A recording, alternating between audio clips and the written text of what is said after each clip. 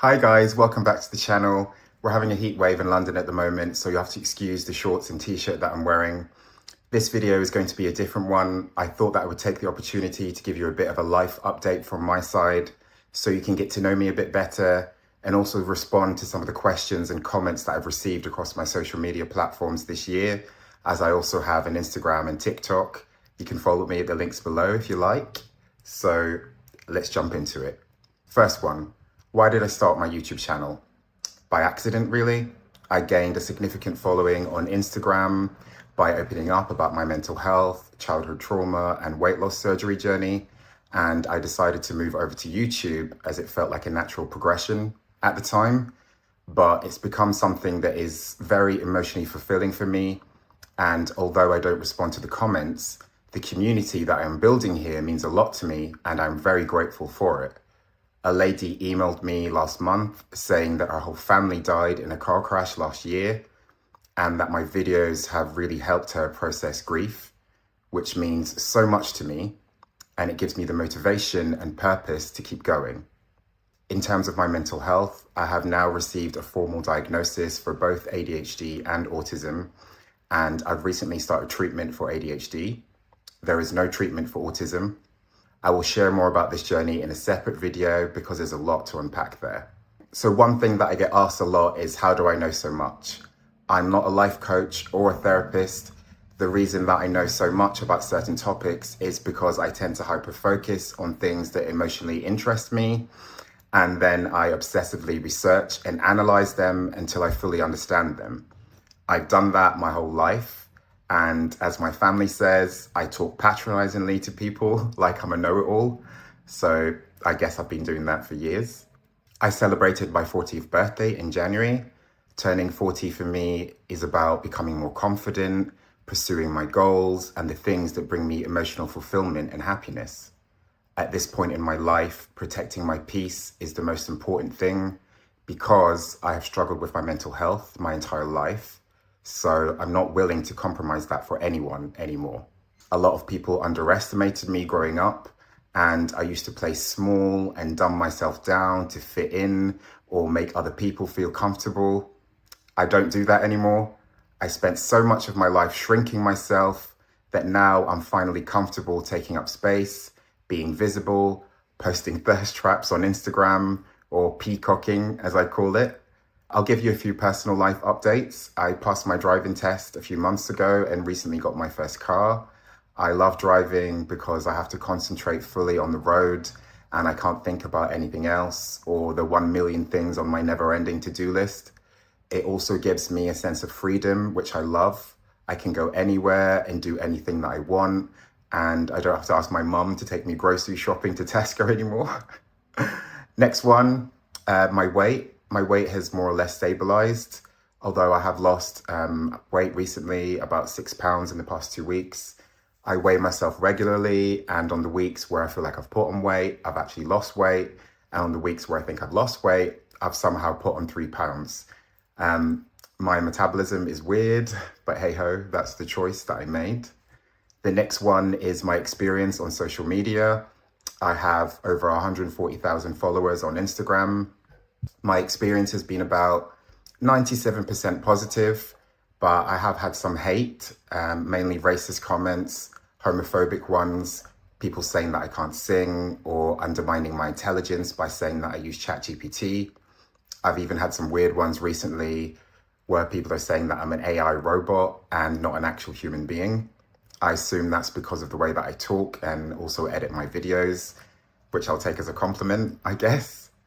In my personal life, I've become very bad at communication. I have missed opportunities from not checking my emails and DMs, one of which was from one of the big 5 TV networks in the UK.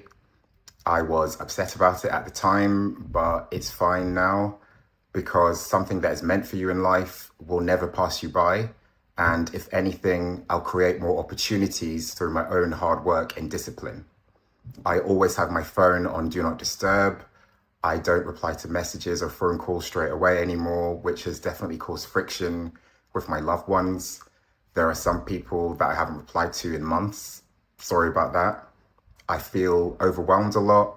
I have a full-time job, social media platforms, and I'm trying to have a life at the same time.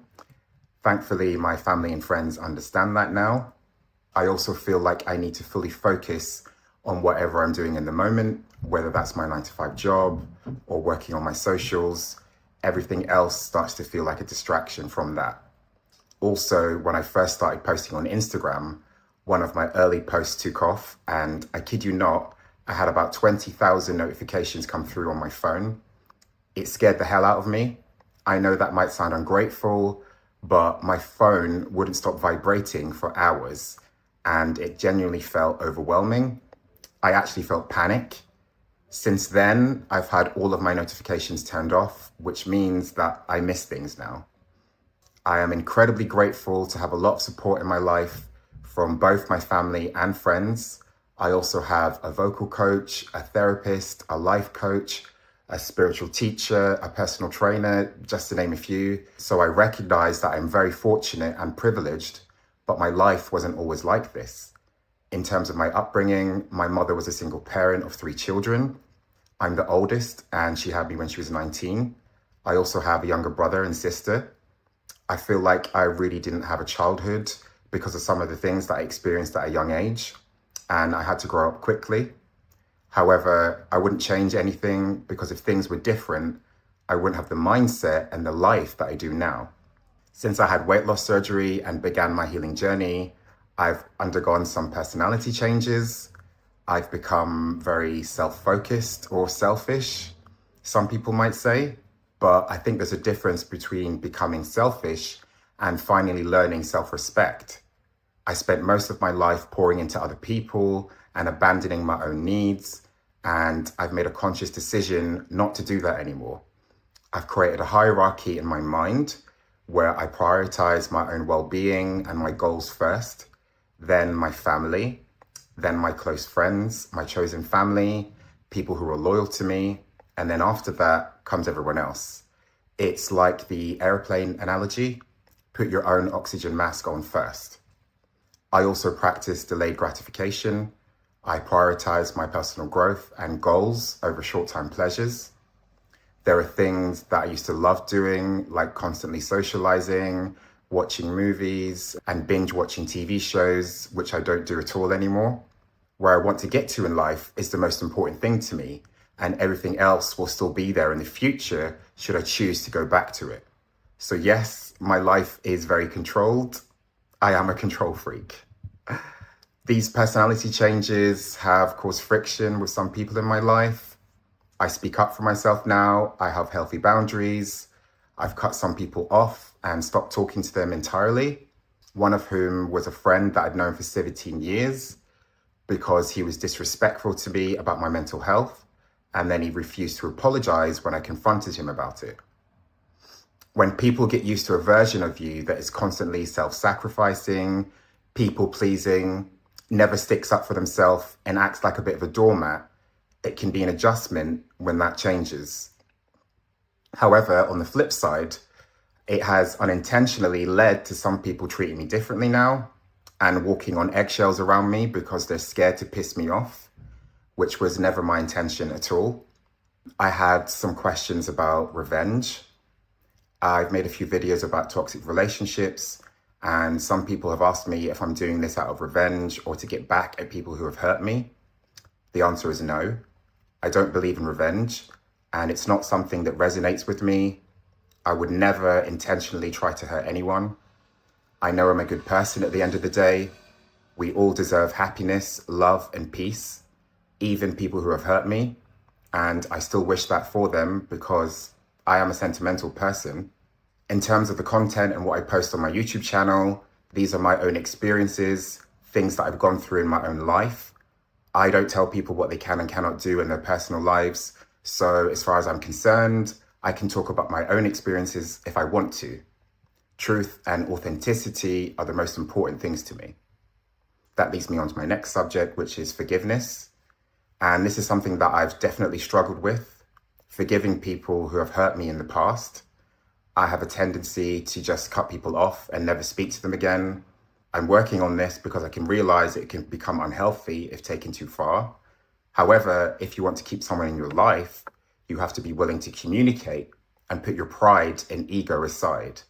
We all have an ego, and I can forgive people if they are willing to take that first step and apologize. But sadly, some people can't do that, maybe because it's too humbling for them. And if you are in that situation, it comes down to this: how much do you value the other person? And are you willing to throw away a whole connection because you can't make that first step? If that happens, it just becomes a missed opportunity, which is sad. But something that I've learned the hard way is that I can't control other people. The only thing I can control is myself and how I show up in the world. And the opposite is also true. When you make a decision that affects another person, you never fully know how they're going to react or how life will unfold afterwards. Content creation has been very cathartic for me. It's been like self-therapy because I write the scripts, I film the videos, and I edit them myself. During the editing process, I end up watching each video 20 times because I'm a perfectionist. And seeing myself talk about my own life and my own experiences in my own voice has helped me recognize that there are still things that I haven't fully healed from, particularly holding on to anger and resentment that I thought that I'd worked through.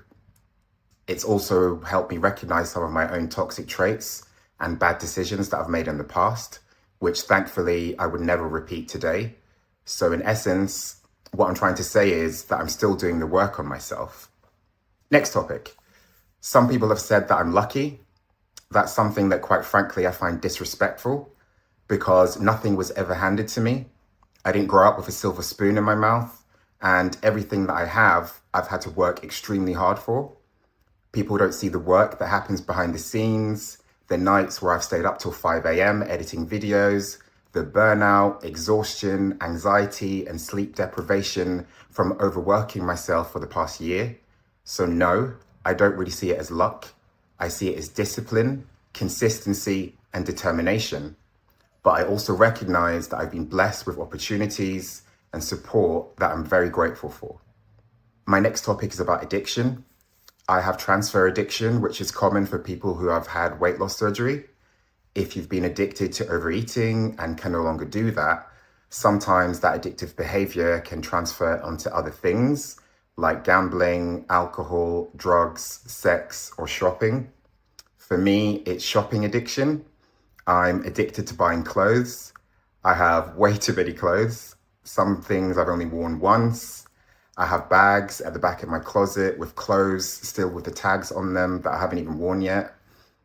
There have been occasions where I've bought an outfit, got home, looked in my closet and realized, oh, I already own this, which obviously is not good. Thankfully, I'm not in a huge amount of debt, but it's definitely eating into my savings. Next question. One funny thing I've been asked a few times is whether I would ever set up an OnlyFans account. If you'd asked the old version of me, that would have been an immediate no. Now, honestly, it's not something that I ever envisioned as part of my journey, but I would never say never. I'm very comfortable in my own body now in a way that I never used to be. So I'm open-minded about a lot of things more than I was before. I'm very grateful to have this platform. Thank you so much to everyone who said that the breadcrumbing video resonated with them. It's now at over 135,000 views, which is just incredible. I've spoken to other content creators for advice, one of whom told me that it took him 10 years before he became successful. So I feel very grateful to have this platform. There is no hidden trick. It's one thing, and that's consistency. The more you do something, the better you get at it. I do think being neurodivergent gives me an unusual ability to hyperfocus though. I usually spend entire weekends filming and editing videos. One day I sat at my laptop for 9 hours straight and didn't realize how much time had passed until I started having stomach pains. And then I realized that I hadn't eaten that day or gone to the bathroom. So yes, you could definitely say that I've become obsessed with content creation. I get a lot of comments about my own happiness and whether or not I'm happy. I am happy. Not every moment of every day, which is normal, but I am much happier within myself than I used to be. And the reason for that is because I have so much to be grateful for. When I think about how my life was only 2 years ago, it genuinely feels like a completely different person.